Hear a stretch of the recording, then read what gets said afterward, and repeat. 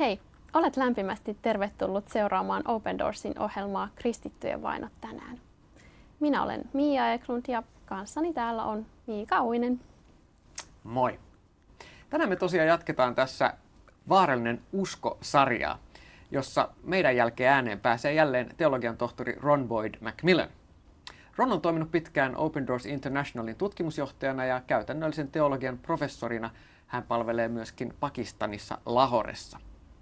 Kaiken tämän ohella hän on palvellut vainottuja kristittyjä jo 30 vuoden ajan. Kuten tässä sarjassa on jo käynyt ilmi, niin Jumalan omien kohtaama syrjintä ja vaino ovat osa Raamatun todellisuutta. Apostolien tekojen 7. luvussa ensimmäinen kristitty marttyyri kuolee. Tuo sana marttyyri itse asiassa tarkoittaa todistajaa. Stefanos oli Jerusalemissa asunut kreikkaa puhuva juutalainen, joka oli yksi 7 diakonista. Sana diakoni taas tarkoittaa palvelijaa. Hänet ja toiset 6 diakonia oli asetettu huolehtimaan siitä, että kasvava joukko kreikkaa puhuvia juutalaisuudesta kristinuskoon kääntyneitä ihmisiä tuntisi olevansa kotona Jerusalemin seurakunnassa. Monet näistä hellenistisistä maista saapuneista ihmisistä oli itse asiassa maahanmuuttajia Jerusalemiin. He oli tullut jostain muulta Rooman valtakunnan alueelta. Tässä katkelmassa Apostolien tekoja lukujen 6 ja 8 välillä kerrotaan Kyreneestä, eli nykyisestä Libyasta, Aleksandriasta, eli Egyptistä, sekä Kilikian ja Aasian, eli nykyisen Turkin, sekä sen länsi- ja eteläosien maakunnista saapuneista hellenisteistä.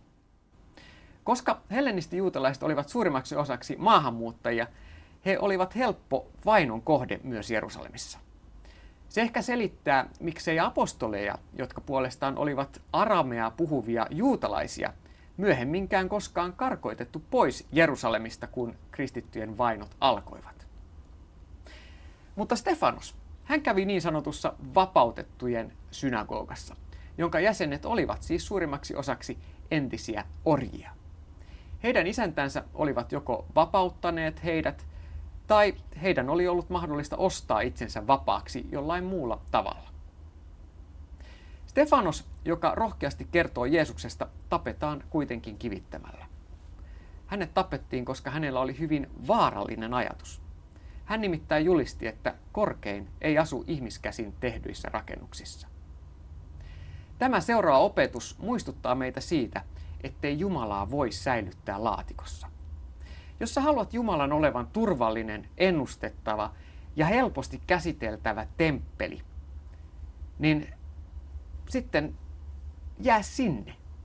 Mutta jos sä haluat, että Jumala on todella sitä, mitä hän on, eli elävä persoona, vaarallinen, oikeudenmukainen, kaikkivaltias, toisaalta rakastava, on parempi, että sä hajotat tämän sun laatikon, tämän käsityksen temppelistä ja alat elää todellista elämää Jumalan yhteydessä. Mennään katsomaan tämänpäiväinen opetus.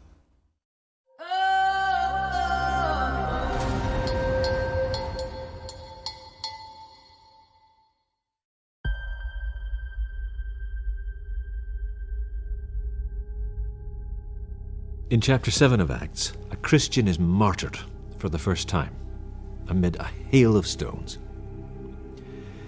What was it that got him killed? Well, he had a dangerous idea, a very dangerous idea. And he puts it like this. He says, God's temple is not built with human hands. His name was Stephen, and that got him killed.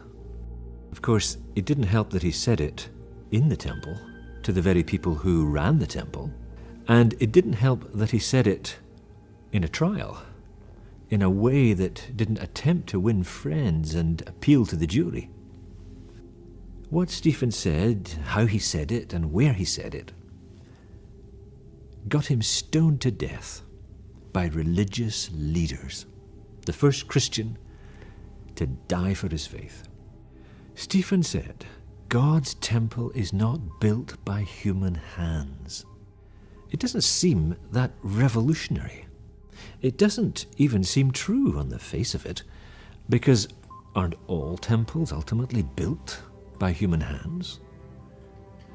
What's so wrong about a temple? What did Stephen see that got him killed? Something that he seemed to see as a Greek-speaking Jew, as opposed to the apostles who were Hebrew-speaking Jews, and they were a lot more positive toward the temple than Stephen was. What does he see in a temple that makes him speak against it so boldly? What's a temple doing for Stephen to lead us away from God rather than toward him? Well, think of it this way. If you wanted to send a letter to God in the 1st century AD, you would address it like this: God, Holy of Holies, Temple Mount, care of the high priest, Jerusalem, Palestine. That's where God was. That was God's address. And the whole religion revolves around making sure that you're pure enough to come close to God's address, to the Holy of Holies. The purer you were, the closer you got. If you stayed pure, God liked you. You could approach. But if you weren't pure, if you hung around with the wrong people, if you didn't wash your hands the right way, if you didn't say your prayers the correct way, if you didn't sacrifice the right animal, whatever, God wouldn't like you. God wouldn't hear you. God wouldn't save you. Being part of a purity religion is a terrifying business, because here's the problem. You never know whether you've been pure enough. Pure enough for God to actually like you. Jesus disagreed with this whole purity system. So much so that when he said the temple would be destroyed, the priests arranged for him to be killed. A religion that's all about becoming pure to be saved has a very important benefit for those in charge of it. It's a great system for controlling people. When I was working in China, I learned about the controlling power of religion from a very powerful man, a provincial leader in fact, pretty much with the power of life and death over tens of millions of people. I got in to meet him one time at a banquet, and it was arranged by house church leaders who said, this is a special opportunity here. Give him the gospel. Nobody's more powerful in this province than he is. Well, it was coming up to Christmas, so I told him the story of the Nativity. And he began to listen very closely. So well, in fact, that I thought he might be thinking of becoming a Christian. And then he said, well, thank you for telling me about this religion. He leaned back and he spoke to one of his aides, and he says, how many Christians do we have in this province? We got a reply, and it seemed to surprise him, and he gave this guy another order, and the aide rose and left. And then he turned to me and he said, thank you again for telling me about this amazing religion. He said, I've just banned the celebration of the Nativity in this province. I said, you've banned Christmas? He said, yes. I said, well, why? I said, well, isn't it obvious? The idea that God could be a child, born to a no-name girl in a no-name village, if that were true, God could be anyone. And God could be everywhere. He said, I can't have that getting around. I can't manage that, he said. And I said, well, what do you mean you can't manage that? You can't tell me you think you can manage God. And he said, well, yes, of course. I said, well, how would you manage God? He said, it's simple. You keep him in the temple. You keep him in the temple. He said, look at every Chinese village. It's got a temple. A peasant goes into the temple and they light a stick and they put it in an orange or a lemon, and they ask for a bit of good luck from their ancestors. He said, no harm done. Stays in the temple. Not dangerous. Doesn't really get out. This idea that God doesn't stay in the temple, but could be working through anyone, at any time, everywhere. He said, oh, I can't manage that. It was like talking to Herod the Great or Caiaphas, the kind of men that put Stephen to death. And when he makes his great defense speech in the book of Acts, he's asking the question, well, where did our great ancestors in the faith meet God? Did they meet him in the temple? Where did Abraham meet God? When he was a sun worshipper in Iraq. Where did Joseph meet God?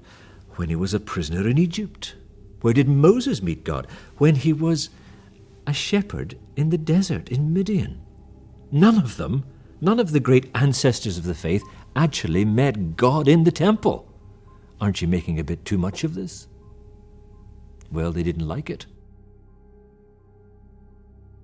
What is a temple made with human hands, as Stephen means it? Well, a temple, it's something we build ourselves to keep God in.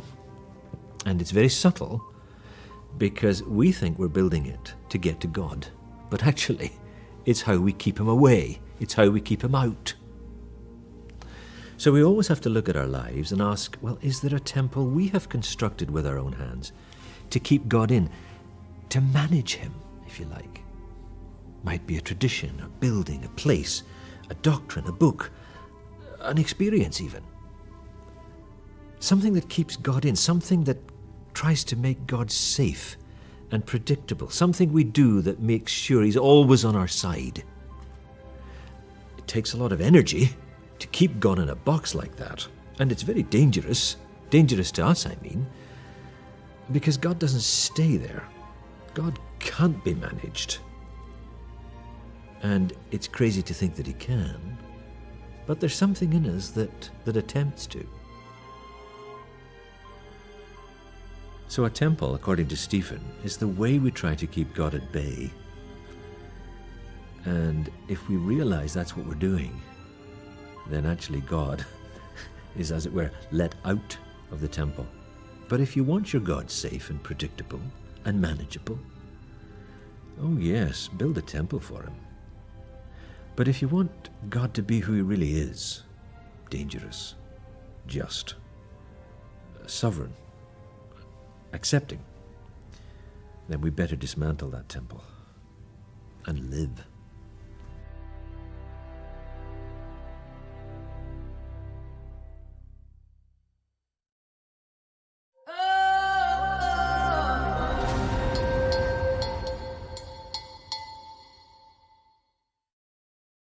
Niin, Jumala ei asu ihmiskäsin tehdyissä temppeleissä. Jumala on todellinen ja vaikuttaa tänäkin päivänä. Jeesus on ylösnoussut vapahtaja, joka tekee työtä sielläkin, missä meistä aina nähdään. Tälläkin hetkellä maailmassa on miljoonia kristittyjä, jotka joutuu pitämään uskonsa salassa ja itse asiassa kokoontumaan yhteenkin salassa sen takia, että heitä kristittynä ei hyväksytä heidän omassa maassaan. Näistä maista ja tilanteista löydät paljon lisää tietoa osoitteessa opendoors.fi.